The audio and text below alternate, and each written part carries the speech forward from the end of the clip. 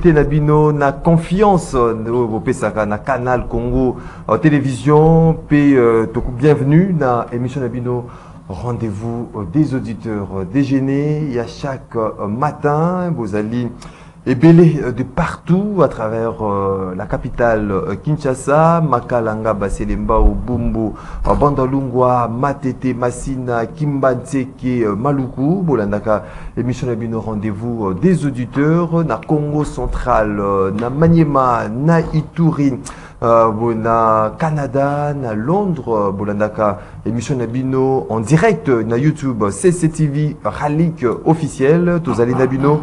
Pona Tolobela Congo pendant une heure, il y a échange, une heure, il y a débat, une heure, il y a proposition par rapport à Makamuzali Koleka en République démocratique du Congo. Lélo, fidèles téléspectateurs, il y a Canal Congo Télévision, pays auditeurs, il y a Radio Liberté Kinshasa. Les pays va mal. Tokosolola na attaque, il y a Sukhoi, 25 avions des chasses, il y a armée congolaise, Oezalaki attaqué, Mokolo et Sili Koleka et pas il y a militaire, il y a armée rwandaise, Lansaki Obi sur Sukhoi. 25, il y a République démocratique du Congo et Bandaki Kovolé na espace aérien congolais. Est-ce qu'une déclaration de guerre par rapport à acte posé par l'armée rwandaise? Est-ce que c'est une déclaration de guerre où il faut gouvernement congolais à acter? Est-ce qu'il faudra justement causer la nini na gouvernement congolais par rapport à acte au Rwanda à Sili composé, mais également Motuna ou Baimboka Mususu Bazali Koloba na moment où RDC Zali agressé na partie est par le Rwanda, le rebelle il y a M23, le ZADF. Est-ce qu'il faudra le gouvernement congolais Azala na focus sur Makamwetali stabilité et comment restaurer la paix à l'est de notre pays, ou bien il faudra coûte que Maponami Ezala organisé na décembre 2023. Torosolola Nabino, fidèles téléspectateurs et auditeurs, vous allez BD disséminés à travers le monde, mais également n'a invité Nabiso na Tongo Yalelo na rendez-vous des auditeurs. Tozali na Andeko Teddy Kachama. Teddy Kachama zali cadre il y a UDPS. Tu sais qu'est dit Ndeko Teddy Kachama mbote na yo. Mbote Ndeko Maxime, mbote na bandeko nyonso tutuzana bango na plateau, na PCP mbote mingi na ba réalisateur na bato nyonso tu ya CCTV o ba permettre biso vraiment que toleka na itando muke na PCP co-débatteur na biso mbote Ndeko Patrick débat à la républicain peu patriotique. Débat républicain et patriotique levé. Il y a Baimbo Kanyoso au Bazali Kwandabiso na Tongo Yalelo Tozali na Ndeko Christian Temeteme. Christian Temeteme Yazali analyste politique indépendant. Ndeko Christian Temeteme mbote na lokola.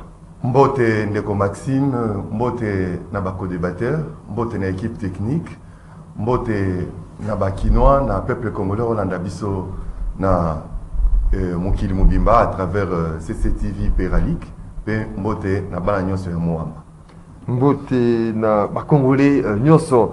Ndeko Patrick Tinda Wazali, secrétaire national chargé à mine et riposte à MLP, à Franck Diongo, l'avocat célèbre avec l'adage chinois. Ndeko Patrick Tinda, mbote na lokola.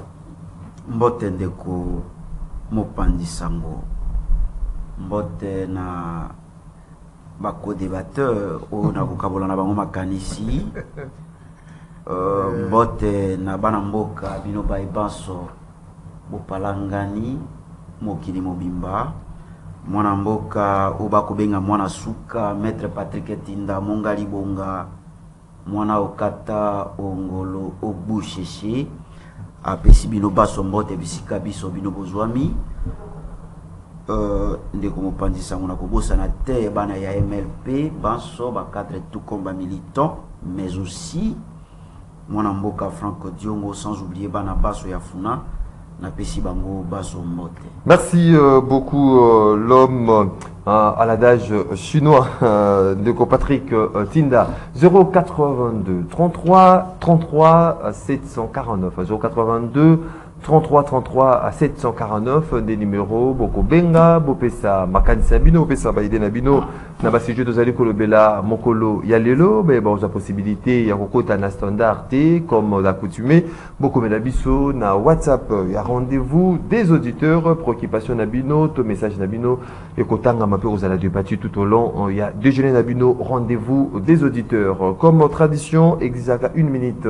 Il y a un sujet isolé à chaque invité. Thomas dit au Patrick Tinda.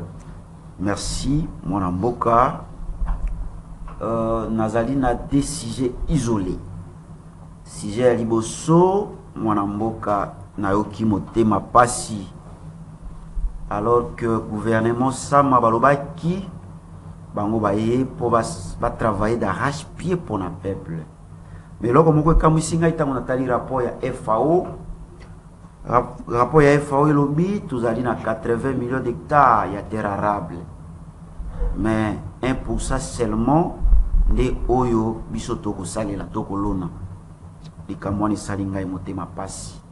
Mais pandeko oyo bakamata ki mokano était ba travail d'arrache-pied pour na kolisa ba congolais.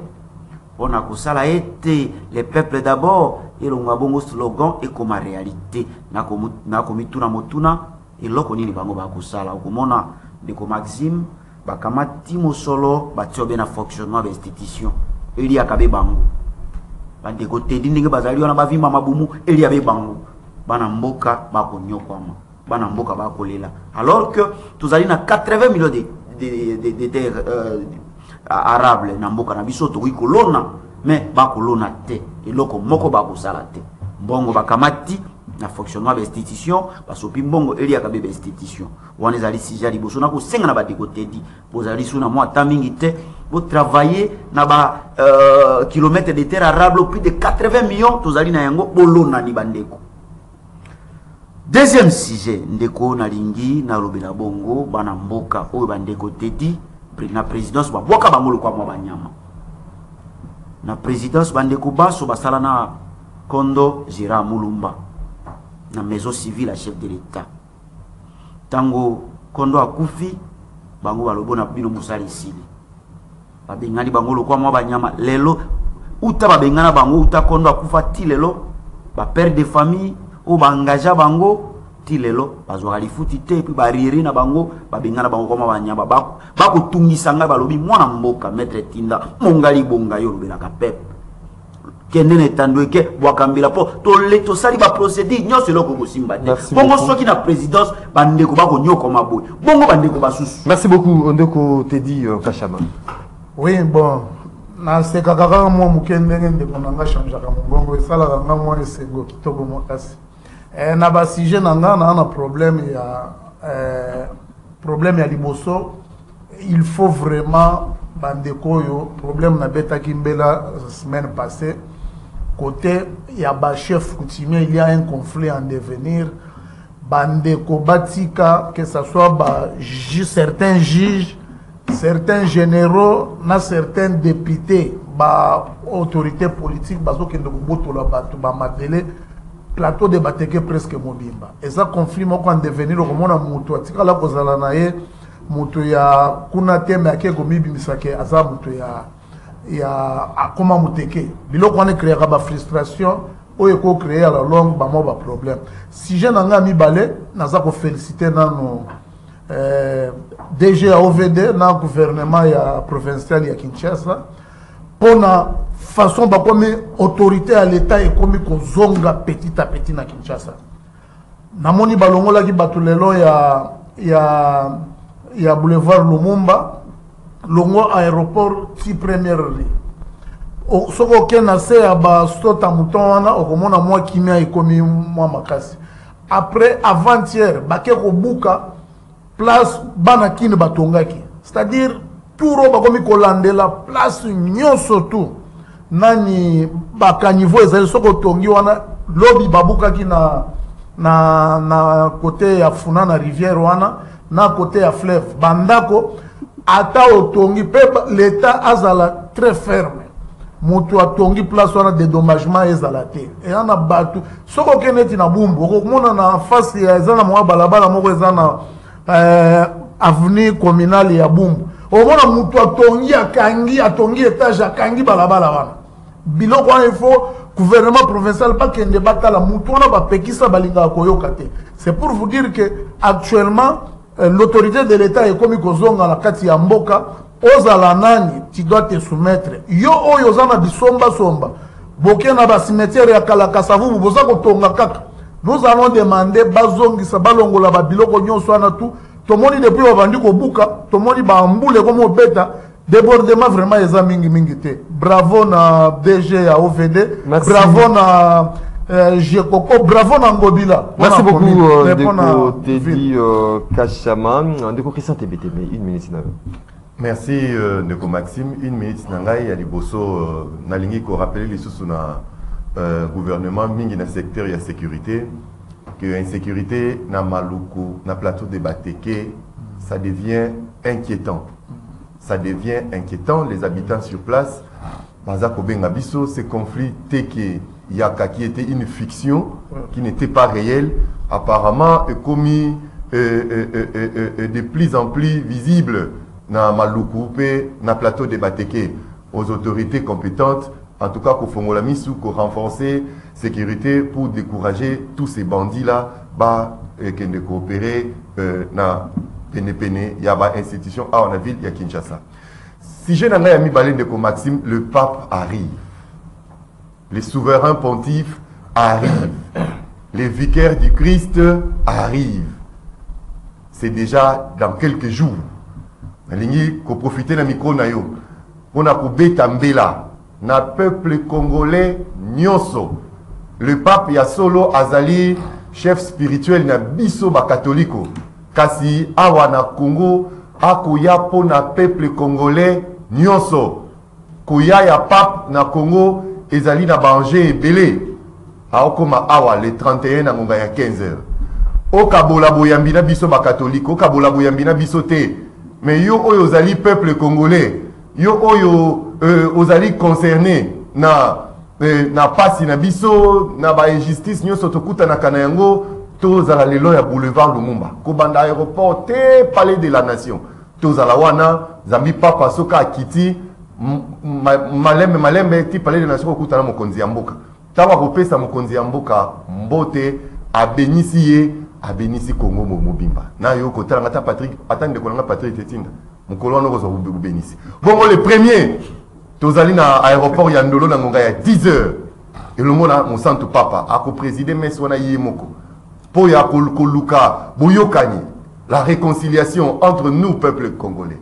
Totika ko bomana, totika ko yiba mboka, totika ko boma ekolo. Le pape vient avec ces messages-là. Bongo le 2, Nangonga ya 10h, jeunes catholiques, non catholiques, étudiants, élèves, travailleurs, bisonyoso, na stade des martyrs, Tomilengele Malamu, Tozala na Esengo, Lindalala na ona maboko, mouchoir ya pembe, fololo, bisonyoso na boulevard, Toyeba, Koyamba Pape na Esengo. Merci beaucoup, Ndeko Christian Témé. C'est parti directement dans débat, na biso ya mokolo ya lelo, Ndeko Teddy Kachama, Afongoli Nzela, attaque ya Sukhoi 25 avions de chasse congolais, aux qui attaqué mokolo ya mardi, et pas armée rwandaise, et tiraki yango obi, heureusement, et c'est là qui a atterri en catastrophe dans l'aéroport international à Goma. Est-ce que tu peux comprendre Atsuana comme déclaration officielle maintenant au Rwanda a sali déclaration de guerre contre la République démocratique du Congo? C'est là que gouvernement rwandais ou selon réaction na bango que avion de chasse nabiso et les cas qui na espace na bango pourtant les ala qui na espace aérien congolais. Oui, Ndeko Maxime na sepeli mingi na pesi nanu moi je suis de cœur avec mes frères de l'Est. Pesi bango ba encouragement que nyonso wana eza ba douleur ya enfantement ya paix o ezokoma côté ya Est. C'est-à-dire la paix est pour bientôt kuna. Nakolingana yebisa bandeko na ngai ke problème oyo ya avion ya Sukhoi babetaki avion, les gens cherchent à détourner tout d'abord la vraie information. La vraie information est que avion wana ekendeki na kati ya riskus ko bombarder côté ya ba montagne ya Bakishishe, côté ya ba montagne ya Bomba. Et après bombardement wana tozwaki au moins Kishishe za place batu ba bomaka batu ebele wana. Après wana massacre Salamaki. Place massacre Salamaki. Après wana bazwaki Bomba. Après Bomba bazwaki Nyabirungu. Eza ba localité za moi ebele bazwaki. Si les lots na Tongo. Nous on a nos gens là-bas. Bravo aux FARDC qui sont en train de se battre. Problème ya Kagame zanini. Problème ya Kagame avec le Rwanda baza aux abois. Ils nous font la provocation, baza ko provoquer biso. Namoni bato mususu ba expert en matière inutile koleka na ba bitando ike koloba. Est-ce que c'est une déclaration de guerre maintenant officiellement Sali? Parce que va se défendre, va tirer au bin avion de chasse congolais. Problème Rwanda zana ngwazo. Ba violer espace na bango va se défendre, va tirer au bin. Selon un expert ngana landa ki lobby. A lobby selon convention ya Chicago.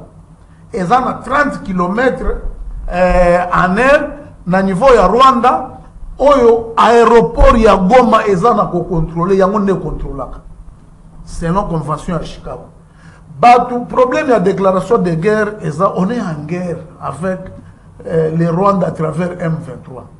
C'est-à-dire M23 za na kati na biso. Le Rwanda ne fera que nous provoquer pour être to riposter. Pour nini officiellement. Non, pas mettre biso to riposter sous souté. Non, pas question de riposte. Non, et ça problème il y a nazo kamwa bato. Bolinga ki siko neti le jour wana avion za ko atterrir ba beti yango. To telemisa ba avion to kende na Rwanda to banda ko bombarder. Non, nous sommes un état. On a affaire à une rébellion à l'interne. Nani ndeko Maxime, na peuple congolais baza ko landa biso.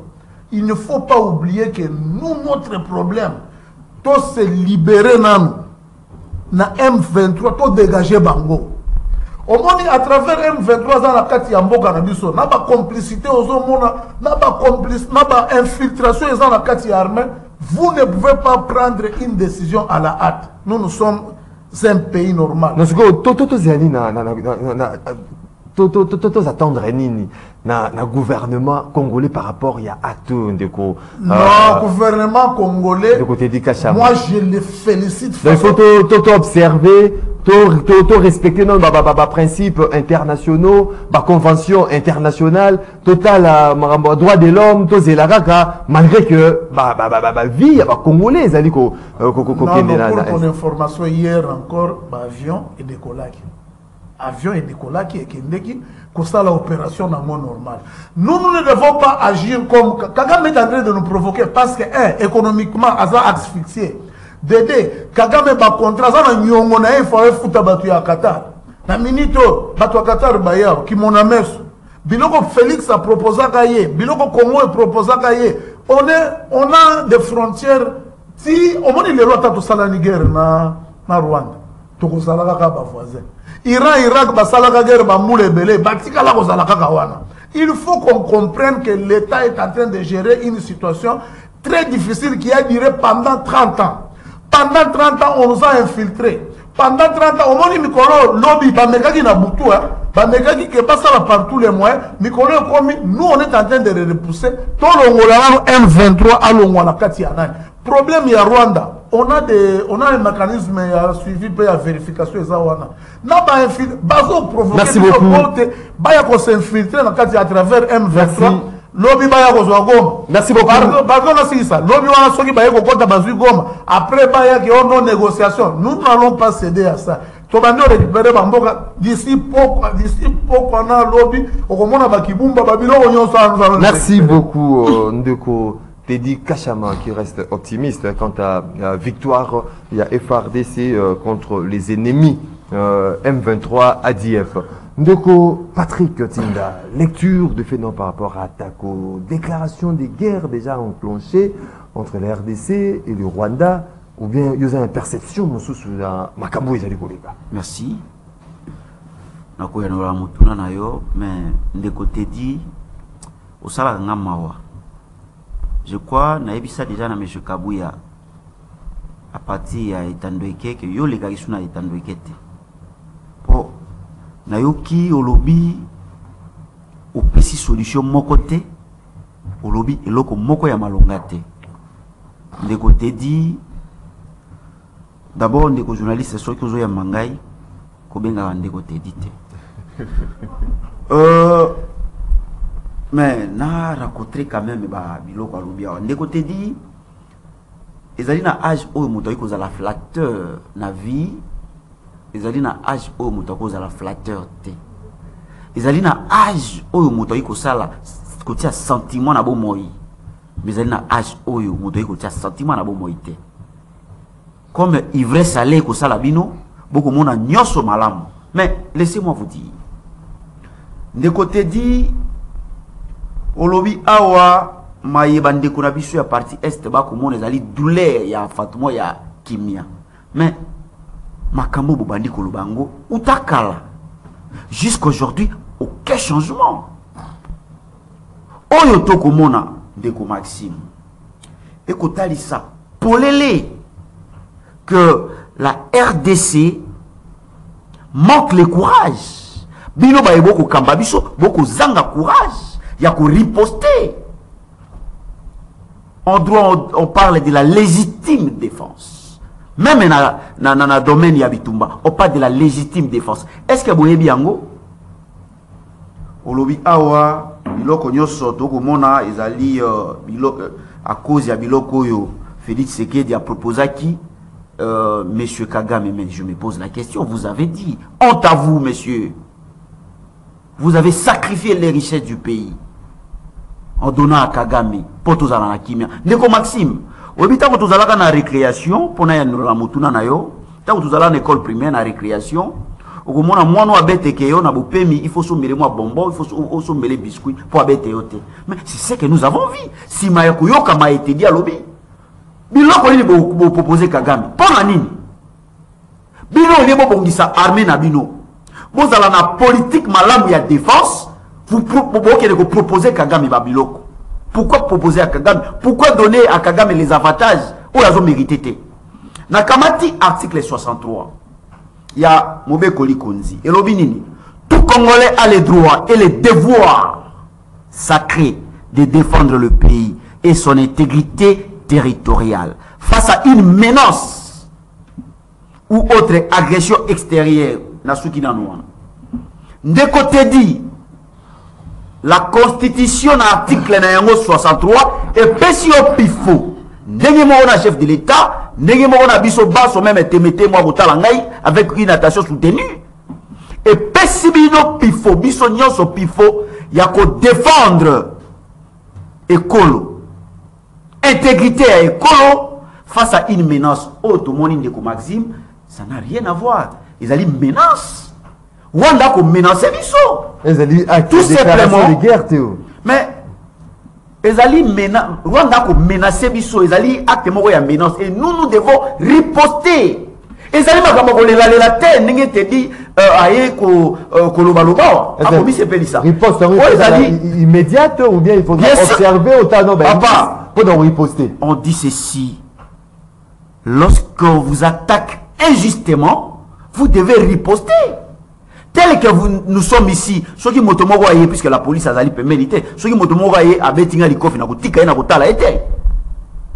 Mais ce que nous sommes en train de voir, on nous attaque. Le Rwanda a compris que la RDC azali tozali batomoko tozole la lela et tous ces ali ba acte moko ya menace, nous devons riposter.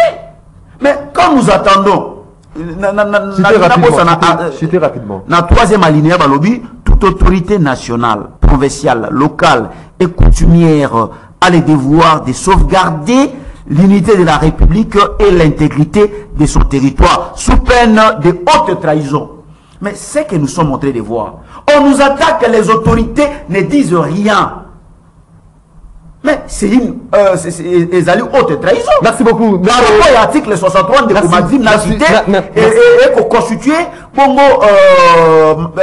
trahison. Parce que normalement, on devait riposter. Merci beaucoup, Ndeko Christian Teme aussi de Kabaimboka.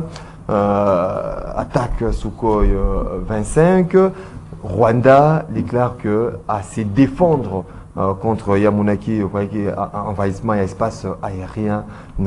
Est-ce que les déclarations de guerre, tous et la ligne, le gouvernement congolais, est-ce qu'il fallait une réponse immédiate, riposte, réaction par rapport à l'attaque Wana, bien il fallait qu'ils observaient nous avant d'attaquer? Merci de Maxime Namutuno Nayo. Naoye Bissande Kolanga Patrick Tindaboué. Ba najaka na zelote. Ba najaka na zelote ata ezali pembe pour confondre zelo na maïté. Je vais essayer de présenter les faits, de condamner ce qui s'est passé et aller dans des propositions concrètes. C'est ce que la population a zélakata ou de la TV. La population a déjà théâtre à Isobé, a théâtre à Saï. C'est déjà assez. N'a pas série, comment ceux qui mille. Mais plutôt tout ici, pour couper sa peuple information, il y a solo. Le lingue koulou tout est dit Kachama lobby. Avion wana et outaki opération, il y a bombardement. Et outaki ko pilonner ma position, il y a rebelle, il y a rebelle. Na este, mingi na Kishishi. Ndenge toko loba wa Kishishi déjà te récupérer yango. Tango Kishishi ko yaka Patrick Tindelo il ko ezanga kaka louer fanfare. Asa la carnaval pour nous loba la bato ke Kishishi ko M23 zu Kishishi, tu sais que est incompétent. Mais tango lobby tango mokolo wana te récupérer ki Kishishi, a lobby yango te hein. Bomba pe. A lobby yango te ba ville nyoso te récupérer ba vilain te récupérer. A lobby na mikolo misato yo, a lobby yango te. C'est une occasion pour moi d'encourager nos forces de l'ordre. Oyoba, pesi bon moïna bango, pour protéger, et pour battre la mabele ya école. Alors, dans retour, il y a bombardement, il y a bombardement, Oyosko, il y a 25 nabis sur le lac Kivu, né armée rwandaise, ma petit obiwa. Non, bah, violet, il y a un espace aérien. Totanga géographie, n'a pas la classe, ba kolanda biso. Maître Patrick Titinda. Ami benga kombo mo mulayi on ezala pe na carte d'électeur na été. Aussi oyoka lac wana. Aussi oyoka lac wana. C'est le lac Kivu, c'est notre propre lac. Et nous étions dans les colons, il y a espace aérien, il y a bisso. Ça ce n'est pas la première fois. À chaque fois Sukhoi na bisso et Mataka, le Rwanda doit réagir. À chaque fois, à chaque fois notre avion de chasse et Mataka pour aller faire des opérations, le Rwanda doit réagir. Ndeko, pour votre information, Ndeko, avion Kigali. Tout avion qui décolle à Kigali, il y a une altitude na mabeli na biso. Tout avion qui décolle, même lui Kagame, les bandits de Kagame quand ils voyagent, il y a canon na mabeli na biso na altitude. Ce qui te lobby l'élo. Tout réservé, réponse moko proportionnelle, le Rwanda sera enclavé. Tout ceci est pour Nanine. On va attaquer Bino, puis nous allons réagir. Je vais arriver. Réponse proportionnelle, il faut autant la donne. Je vais arriver. Il faut qu'on accepte. Je vais arriver. Qu'on a précédé. Je vais arriver. La solution. Je vais arriver. Tout réconcilier Nana nous fait. Ce que réconcilier fait. Nulle part, Patrick Titi n'a pas le président de la République a été invité à Qatar pour une négociation na Félix Tshisekedi, na Paul Kagame. Tout le Qatar est anim. Ba minéré na biso Kagame yi bakao. O ati o bande na biso ba kufa ke na teke la Qatar. Qatar mutu a créé, a financé la création à Rwandais. Président Boye déjà aucun. Qatar mutu a za kotonga ben infrastructure ba hôtel na Rwanda. Et Qatar c'est lui le patron à Paris Saint-Germain. au Babetaka, Bakomia wa visite Rwanda. D'ailleurs, je recommande parmi mes solutions, ma match à Paris Saint-Germain, va diffuser sur Nambo Cannabis. Et c'est pas bon, c'est pas Katake. Et les Kalisou sauté. Alors, la solution dans tout ça, c'est quoi? Qui veut la paix prépare la guerre. On n'a pas besoin de spéculer, ça ne va rien changer. Voilà. Parce que cet régime préalable, ce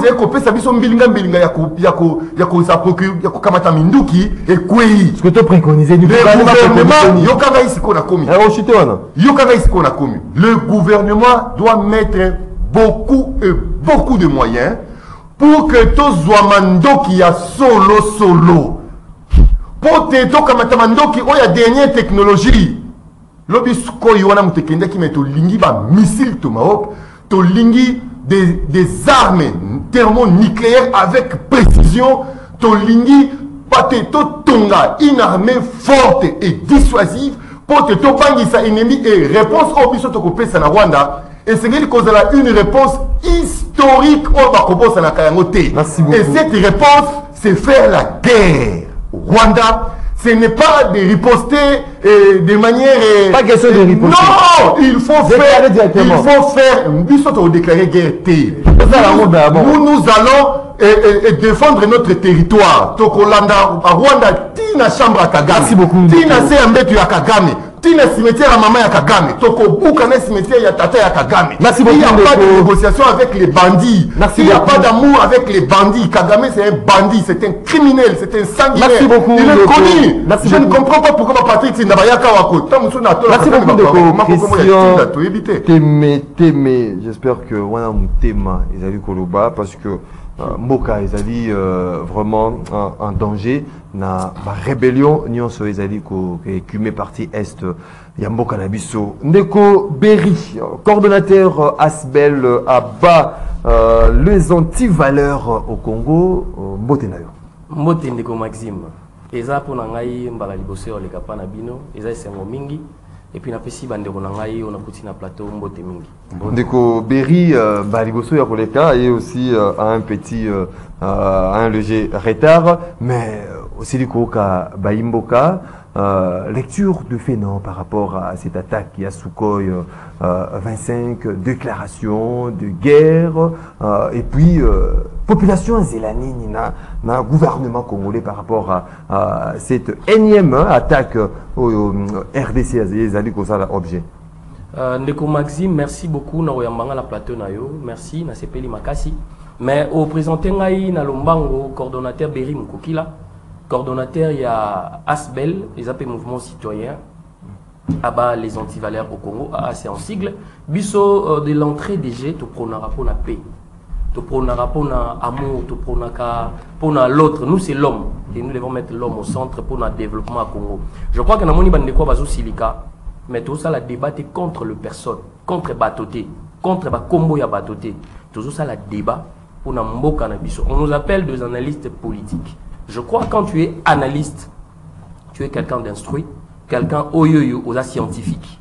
Donc on analyse le fait. Alors voilà pourquoi tout ça a posé un problème. Biso en tant que Asbel lutter contre anti-valeur. Tout ça a posé une solution. On a posé un problème. Donc solution et en bon biso que président de la République Oyo Tobengi Félix Antoine Tshisekedi Tshilombo que moi j'appelle le symbole de l'unité nationale. Ensemble, na gouvernement naie, bien sûr, bien entendu, na tout collège, il y a conseiller naie, pour na balongola mboka oyoyo na karkan. Toti kakolo biloba loba. Il y a quelque chose, on loba lelo batumingi baloba raté. Biso to na spécificité, to na bajale loté. Moi, je ne suis pas un jaléliste pour balaki au détriment des gens. Quand on parle parti politique, c'est un parti OESA pour un grand nombre de gens. Mais le lot, la définition de parti politique, c'est au détriment d'un grand nombre de personnes. C'est quoi l'amour du prochain, ta lecture, na binôme, pas dire, il y a aspect là. Donc, vous avez pensé nini, na attaque à répétition au RDC, ça comme ça, là, objet de la part, il y a Rwanda. Na attaque, c'est simple. C'est simple parce que le Rwanda, c'est un petit pays. ngai naza kofinga te parce que na mutaba valeur na loba Kagame za boye Kagame non j'ai le respect de tout le monde, de tout un chacun de nous, aux ala muibi, aux ala avocat, je respecte tout le monde et les opinions des autres. Et là au Congo na biso c'est tous en respect à baningate, toi peine respect à batoté. Botika ngana loba, bozolanda biso, toi na respect na bino bozolanda biso, tous ça ba parents. Alors ah to yé pour na ba kombo batoté, to finga na te, mais to yé donc na ba attaque oyo na kota na vie facile. J'ai ça que président de la République à la lité. Bon monaki ministre na biso ya communication Patrick Mouyaya azolo belango à tout moment nini salamaki na Goma na Nord Kivu avion ekitaki et bandaki et tout moni batak wana ya Rwanda mais ngapo na ngato zongisa te to ko garder pe silence te. Mettons la solution. Qu'est-ce que nous devons faire pour mettre fin à la guerre? Qu'est-ce que nous devons faire pour ça meurt, batubazo koufa au jour les jours. Dozo yoka millions. On est déjà en guerre. Botika biloko wana guerre contre qui, contre quoi? Peut-être un sous nazo lésé batubele. Oui, toza na guerre, mais guerre wana lobite ke et comme guerre mo boy. Nangi ndeko nanga uso lobelo mo awa. Avant de côté la guerre, n'est-ce pas que l'obit photos à l'armement?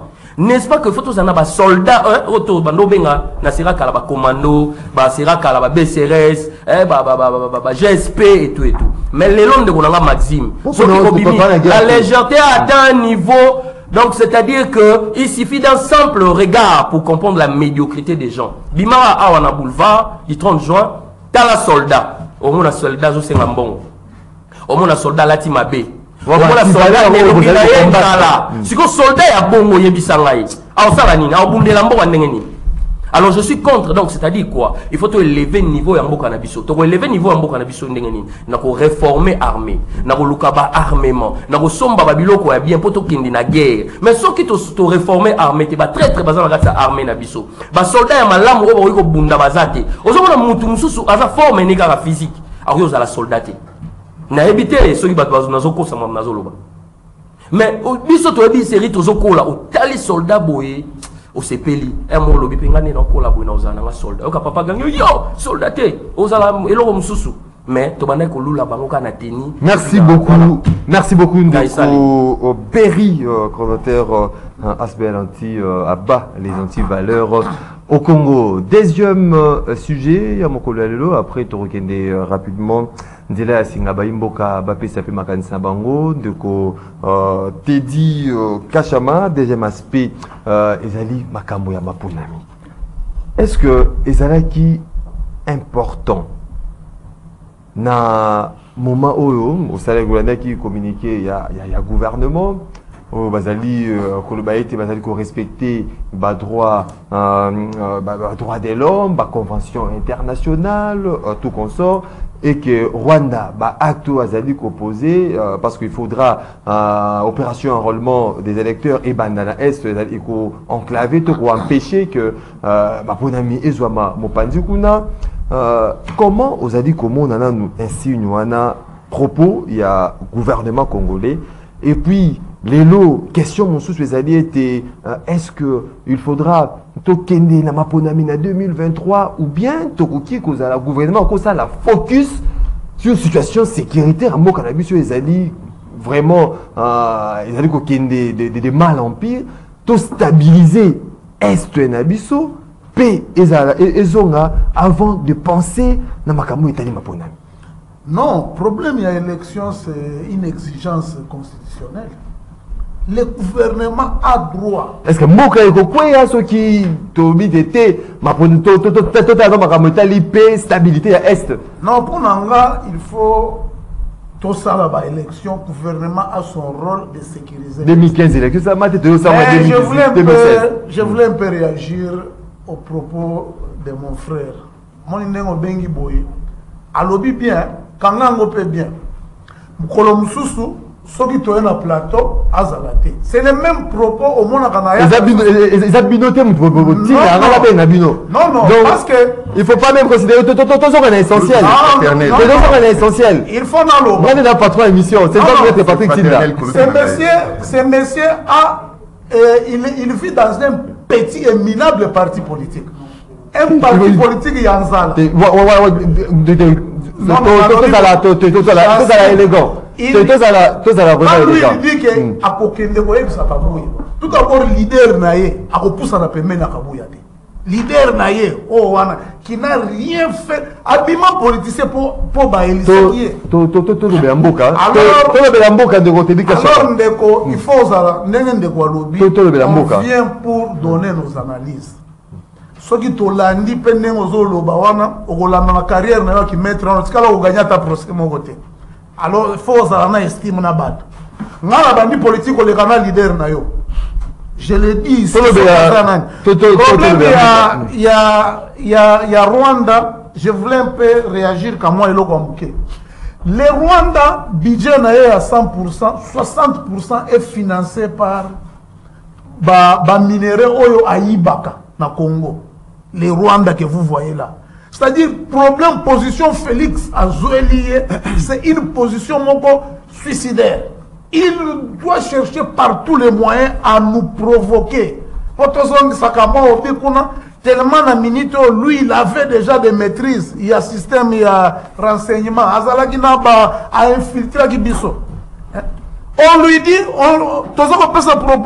solution que problème la biso, il faut tout goûter dans nous. M23, Azala, or. Il y a territoire na bien. Il y a réaction, la population, parce que la réaction pas gouvernement très intelligent. Autour nier réaction ba ngai ba sala ngo ndengeni. Na ba di député moko de susu il y a est. Il y a est. Oh non, il fallait batounier yo d'après yo avion ezo kita.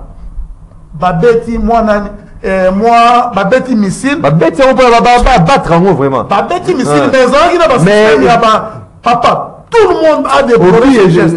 A déploré ces gestes. Mais tout ce qui est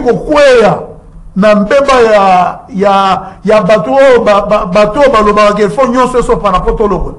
Au moins lucha autre sala nani a outi ko sala bilan alors 4 ans mais contredit par les gens de l'Est. Balobi non, bino to moni que boza ba sous-traitant. C'est pour vous dire que problème il y a Kagame est en train de... Tu respectes les principes internationaux, tu respectes la convention internationale, oui, mais Rwanda a respecté la raté. Oui, il attaque, tu respectes non, tu subir. Même devant Dieu, on est redevable. Même devant Dieu, nous voyons que non, bah Congolais, parce que tant que Kagame a bengi batunde kwa uchi oloba, bah kende na aben yasa ke negi déjà kun. Félix Sabo il a condamné. Na minute problème ya ba Rwanda.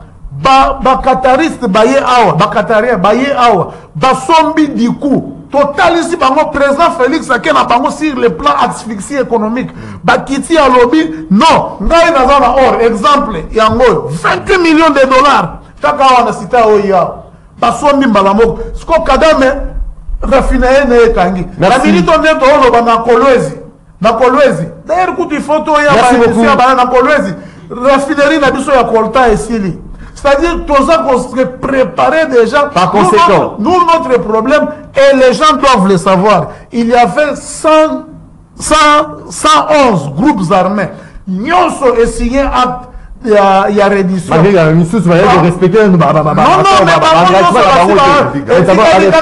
beaucoup. Sur 111. Merci beaucoup de Teddy Chama. Et si pas que j'ai réagi. Merci beaucoup. J'ai réagi. S'il vous plaît, hein, to garder beauté et mission. Non, s'il vous plaît. Au lobby, il y a Vandaki à Yokio. Non, rien pas pour l'oba, yo peut on va dans Yoka parce que vous avez tout des paroles na yo. Ce n'est pas dit que non, il sera dit que l'oba, yo on répondre directement pour la beauté et mission et bien baba tuba la nabiso. Maître Patrick Sinda, Yozali Moko, il y a Motoyami Beko, est-ce que pour na quoi riposter, pour na gouverner soit réagir, est-ce qu'on est obligé, il y a qu'on respecte les principes internationaux, les conventions internationales, les droits de l'homme, le fonctionnement, pour réagir. Et puis, est-ce que les lots, pour ça la focus, pour stabiliser, pour restaurer plein d'Est et un cannabis, après cela, tu penses à Makamutel Maponani. Merci. Leko, Nako, Yanola Siki, Namotuna Nayo. Tika nazongela na kulutu na ngai te dit kulutu te dit ngana atteindre objectif na ngai tozali na débat on se fait pas des cadeaux ici Je voulais te déstabiliser et n'atteindre l'objectif Nangai. Merci. Ndeko Maxime, Nayoki, Kouloutou te dit, Koloba même devant Dieu. Où est-ce Makambo ya Nzambe te? Kouloutou te dit. Makambo, il y a qu'à défendre l'intégrité territoriale. On met Dieu de côté pour ton information. Ah bon? Makambo ko défendre l'intégrité territoriale. Et ça makambo ya Nzambe te puisque Nzambe lingala bitumba te. On est en train de nous menacer. Et ça makambo te bo lela lela. Bozo yangela ekolo. Et ba Congolais ba ko côté na bino. Vous ne pouvez pas venir ici commencer à pleurnicher. Et laissez-moi vous dire, Monsieur Teddy Kachama, par rapport ya motuna ya ndeko Mopanzi Sango. Nautaki Kolobawa, il y a une théorie à légitime défense. Est-ce que y a une théorie à légitime défense? Peut-être qu'il y a une. Toute personne a droit de se défendre contre une attaque injuste. Et tant sont ezali na droit, il y a que se défendre contre une attaque injuste. Est-ce que l'oko est-ce que ce n'est pas ezali attaque moko normalité, ezali injuste? Qu'est-ce que nous avons fait? C'est toujours défendre l'intégrité territoriale de Nabiso. Qu'est-ce que nous avons fait pour mériter ça? Et on doit rester calme, silencieux. Et, oui, voisin, soit que ça, mon élio, a dit que vous allez faible, on a toujours provoqué, mais c'est ce que nous sommes en train de voir. Mais nous devons nous organiser. Nous devons nous organiser. Combien de fois, on est allé à la vous avez déjà compris que c'est le Rwanda. Vous comprenez déjà que c'est le Rwanda qui est derrière M23. C'est le Rwanda qui nous agresse. Vous m'aimez Libiso, force régionale. Je me pose la question. Force régionale, vous m'aimez Libiso, si vous avez solution. Biso tu es bisa kibino polele. Solution, ya makambo ya guerre ya Est, tu allez na 4 solutions. N'a pas pesa bino rapidement, puisque nous avons déjà donné, mais vous faites ça la fille. Solution Zali, si les plans diplomatiques, déjà si les plans diplomatiques, nous avons compris que vous avez échoué lamentablement, puisque rien n'a marché. Si les plans, il y a défense, armée. Par rapport à la solution, si les plans sont armés, des côtés, ils peuvent s'organiser. Tout qui va embargo, mais depuis que embargo, qu'est-ce que nous faisons? Le régime d'autorisation. Le régime d'autorisation. Comment on nous a enlevé, certes, régime d'autorisation, mais il y a des zones tapons. Je me pose la question, on dit que le bombardé dans la zone où ils allaient occuper par le M23. Apparemment, vous dites une chose et son contraire, puisque dans M23 a ma position initiale. Est-ce que M23 a ma position initiale? Apparemment, non, c'est là que cité, apparemment, par contre, vous savez qu'il y a loi des alliés respectés. Puisque normalement, M23 a la position initiale, mais si M23 a Zalaki, Bolobaki, force régionale, force à la Wana. On pensait que Bitumbek aussi, là, mais ça continue. Merci beaucoup, c'est la cité. Merci beaucoup. Est-ce que je peux, Christian, te mettez, mais rapidement, rien dire. Focus na stabilité, restauration, il y a paix, na Est, il y a Mboka Nabiso, tout, il faut coûte que ma bonne amie. Et ça l'a organisé le 20 décembre 2023. Non, répondre à mon tour, on a vu qu'il y a un mouvement. Il y a besoin mouvement. À bas les anti-valeurs. D'accord. Bon, il faut identifier un mouvement. Il y a un lobby au coma. Il y a ceux qui montrent la Rwanda. Ah, il y a attaqué Kagame. D'accord. Kagame est très impoli, il ne mérite même pas du respect. Kagame est criminel. Il tue tes frères, tes soeurs. Ils sont violentés et violés.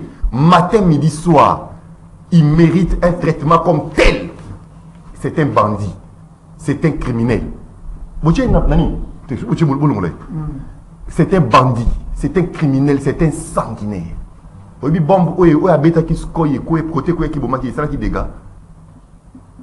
Ngai na mu Christ na sambela mikolo nyonso na sala lisumu tene na sala lisumu na ngela ka moko pour na sambela mikolo nyonso nzamba za molimo ya Kagame.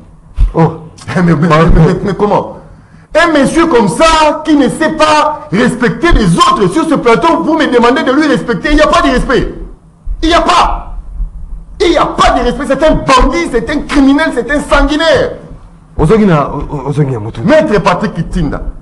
Victoire diplomatique exacte, mais il a évoqué les choses levé à Yambarko. Mais c'est ça une victoire diplomatique. Sur le plan, il y a défense. Mais yo quitté la loi de programmation militaire. Ah ouais, le Parlement, la loi de guerre, ils ont la voter. On ne prépare pas la guerre à la télévision. On ne prépare pas la guerre dans le média. On parle de secret défense. Batata wana moni ba généraux wana batata wana moni o batanga ki makambo wana ba kolengele yango malamu. Au moment opportun, je vous dis, nous allons déculotter le Rwanda. Nous allons déshabiller le Rwanda. Nous allons faire la guerre jusqu'au bout au Rwanda. Les chefs de l'État l'avaient dit. Ou bien nous faisons la paix totale, ou bien nous allons faire la guerre totale. Il n'y a pas d'hypocrisie sur ces points. Montouna la de Komama, Maxime. En tout cas, 1 minute 30. Entre la guerre, qu'aussi la guerre, n'a pas élection pour Nangaï, élection qui est en 2030. Élection, les élections nous apportent quoi? Nanya Oliga Aza la président, na Mboka Oyo, que Aza la président na Nord qui votait. S'il y a balkanisation aujourd'hui, Nanya Oliga Aza la président, il y a moi été ni ya écolo. S'il le faut, si ça dépendait que de moi. Si ça dépendait que de moi. Parce que si ça dépendait de moi. Mboka na biso ekoufate. Quand le pays sera réuni, quand le pays sera pacifié, quand le pays sera en paix, on pourra organiser les élections plusieurs pour nous, pour nos fils, pour nos petits-fils, pour des générations et des générations et des générations. Mais, s'il est faux, tout pacifier Mboka na biso, élection en 2023, il n'y a aucun problème.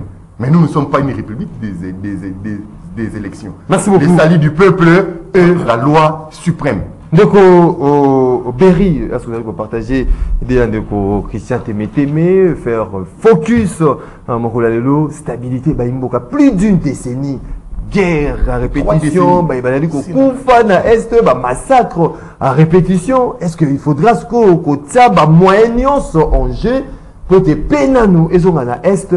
Après, on va penser à Maramotel Maponami. Merci Ndeko, Mopandi Sango Maxime. En tout cas, maintenant, je lève les tons parce que Naeki na kimia pour mettre le baraka, c'est-à-dire que Bissoto Asbel Moko, on n'a pas les antivaleurs. Donc, oui, en tout cas, Ndeko Temete, mais Christian, Naebiote, Nakouta no Awa. Mais Nga, il y a dès l'entrée des jeunes congolais.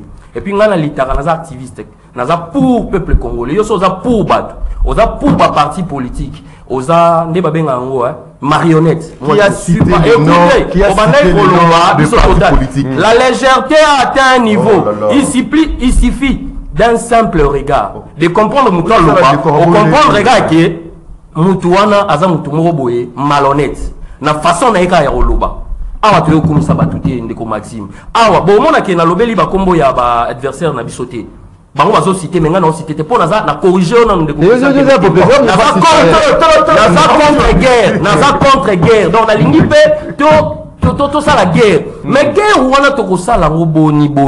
To ko sala ngo lolenge kani. To ko sala ngo te na ba émotion. To ko sala ngo te ndebino bozo kanisa. Pour ceux qui sont congolais, les Congolais sont battus, ils sont bambo mabanga, ils sont lapidés parce que l'élection qui est en 2030. Et ça va rater. Parce que l'élection qui est en 2030. Non, toujours solo là, toujours ça analyse. Toujours solo là. Peut-être pour la partie de Boro, ils ont déjà façon à Olobake. Je suis contre Babiloko au lobby. Na télémédia, l'anglais Balobaraboy. Nekolanga Maxime, Olobi focus. The only way to do some things is to focus on it. Donc Olobi focus, donc c'est-à-dire quoi? Pour te focus, ma sécurité situation. Mais l'élection 2016, c'est un maïté de ça en 2018. Non, est-ce que ça change? Mais Bissoko, tu as parti à les 10 euros, tu as lancé le réveil des valeurs campagne, des valeurs électorales. Il faut voir sa population qui votait, pourquoi voter, comment voter. Tu vas voter pour Nabapolo, tu vas voter Kakate pour Napolo, tu vas voter Kakate pour Namasanga. Parce que si Bissoko trop, n'importe quoi, Vous comprenez on a les lots pour voter par valeur. Il y a un moni bisotoyer à bas les anti-valeurs au Congo. Anti-valeurs basent trop la politique. Ils ne font pas la politique. Il y a Mboka. Bon ça politique à partout. Aya Paulo Barakombo il y a président parti naé. Oh président parti naé politique anti-valeur. Oh. Aux monde. Ce qui est le lot modèle basé de Maxime. Oui, on peut ça. Vraiment. Pas modèle. C'est aussi Toluka modèle moroboy médecin moroboy hein. Nazolo bateau bazolanda biso respect pour Nabino d'abord. Toluka modèle moroboy médecin o ayebani na Congo. Au monde peut-être basé belemi balemi ça. Mais liboso ya to ko langa na quartier na bi ah ngalo za médecin ko la papa kingani. Mais lelo on a perdu nos repères. Toluka modèle ya politicien azati. N'importe quoi, mais pas parents. Merci beaucoup, Ndeko Berry. Toké rapidement, Andela, il y a Singa, tous Baimboka, dans autant de message, Baimboka va commettre un groupe. Bonjour, rendez-vous des auditeurs depuis Brazzaville. Ponanini, Bapesibiso, Pifo, il y a qu'on s'enrôler T, na ambassade, Biso, na Congo Brazzaville. On a de Denis Kadima. Une question m'a posé de Denis Kadima. Vraiment, pas si et Yelisusu, pas si Namboka. Et le Konini, Tolongo la Kabila, ce qui to sala copier-coller na Kabila. Kabila za grand homme d'État, wana selon nga, naza Djiloa. Bonjour, Ndeko Maxime, UDPS Kamaloba Ebele, Moussala Moukie, Tobundana Rwanda, Batika Biloba. Bonjour, Ndeko Maxime, Naebisio depuis Kala, Kobengisa, Ebomba, Rwanda pour bombarder, Sima, Alobi, avion, Nabiso, pour constater qu'il y a qui pose pas coupure, il y a électricité comme toujours, dans centre-ville, tout ce qui est vraiment, Balouka, de certes, c'est en électricité, et ça a vraiment malam. Pour continuer avec message, Fachi a l'obligation de déclarer la guerre avec le Rwanda, Ndeko a Mwana Mboka, Aboma Mboka, mais Kabila Kutu, soi-disant, Asala Ata accord mon côté na Kagame depuis du quartier 3 de Kokenzo. Bonjour, rendez-vous auditeur. Kagame tue le Congolais et fait la déclaration de guerre à la RDC au lieu d'agir. Mais Tedika Chamano dit que Dieu voit tout. Et l'autre invité à la parole prie pour que Dieu prenne Kagame. L'IDPS n'était pas préparé pour du GCP, c'est le Patrick depuis Massina. Bonjour Maxime, Temeteme Atika Basantima, il faut Tozonga Sima, na alternance Oyo Kabila et Tika, Soki, Ezalaki Kabila, et Lingaki Kozala, Kaka, Barwande. Toke Nzela Singa, Baimboka 082, 33 749, rapidement, Baimboka. Allô, bonjour. Bonjour. Oui, au Beng Bissou, puis comment on peut m'accueillir? Oui, la Beng Bissou, tu m'as fait un comité. Oui, de comité. Bon, la défense de codification, on a conflit de politique Canada dans le monde. C'est désolé. Il faut que les gens de conformité ne soient pas pour à temps. Et que je faisais à tout le monde. En gros, tu as qu'on doit développer la revenue, pas faire exemple, et moi, il y a des gens qui ont deux ans de service de diplomatie. Et on est pour le comprendre, et on est dans les droits responsables de trouver un peu de beaucoup sur la situation, à la question. Et là, il faut que le corps catholique, d'accord, à pouvoir, parce que le catholique, ça va pour l'ensemble. Merci beaucoup de Mitterrand, depuis qu'il m'antique. Allô, bonjour. Allô? Robin Bissou, puis comment on peut ma candidature? Allô, bonjour. Bonjour, Robin Bissou, puis comment on peut ma candidature de quoi? Allô? Oui, tu as dit je suis au Congolais de Pétition. Dans le but, quand on a vu sur la dédication, c'est le groupe. Nous avons un colo, quand on a une émission. Pour ça, ma candidature, parce que tu as dit Koloba, tu as rapidement deux intervenants. Allô, bonjour. Oui, yo ben biso to ko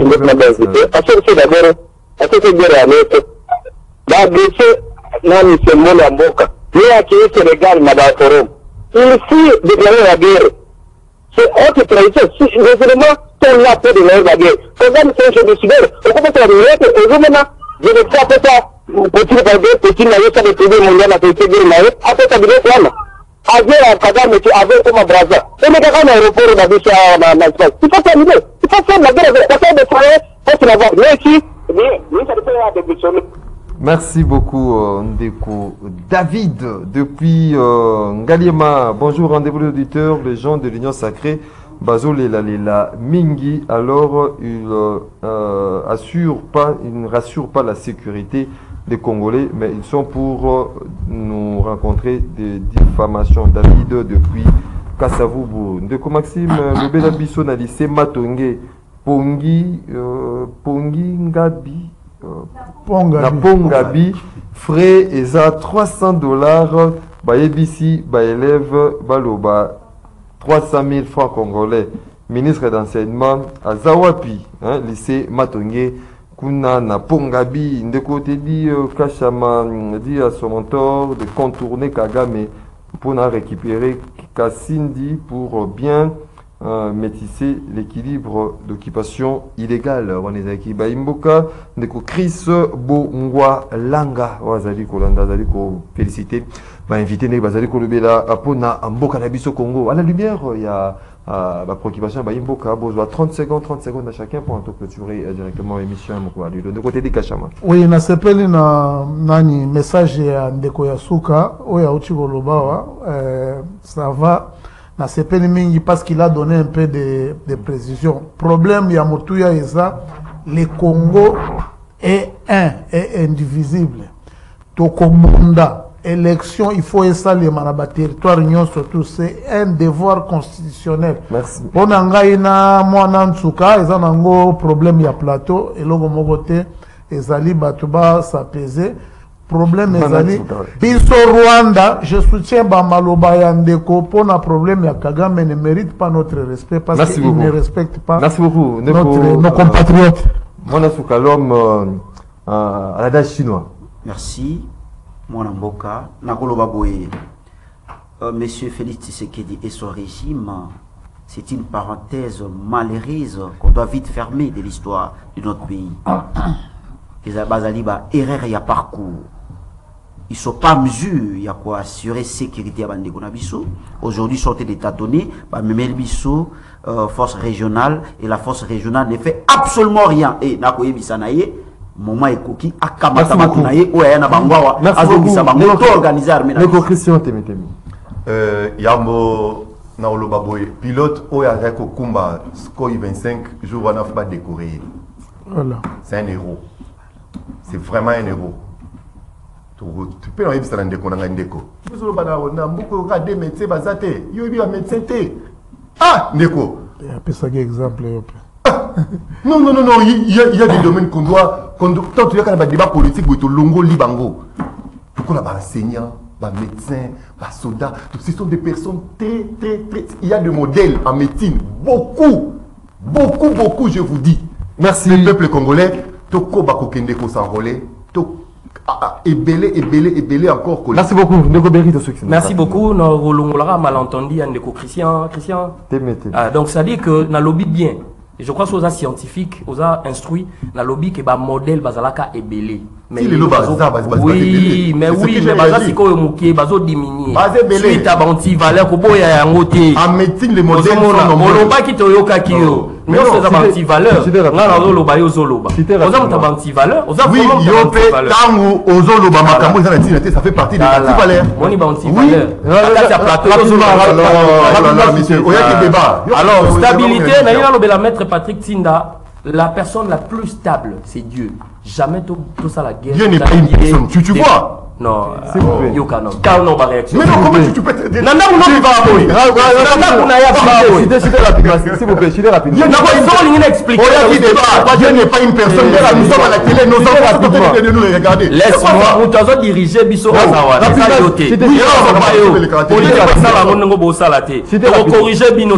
n'est pas une personne. Dieu me corrige. Mesdames et messieurs, c'est jamais recochanger des Tokuta Nabino, lobby, Pona, numéro Mosusu, rendez-vous des auditeurs, lobby aux ala, dernier numéro, il y a semaine, une émission réalisée par Dieu n'est pas pour la Moro Kambé. Dieu merci que tu as la régie d'antenne télévision, Junior Kassanda, régie d'antenne radio, Chancel, Christelle, Bazalaki derrière caméra, Doudou Montiri à la production, Tokuta Nabino lobby.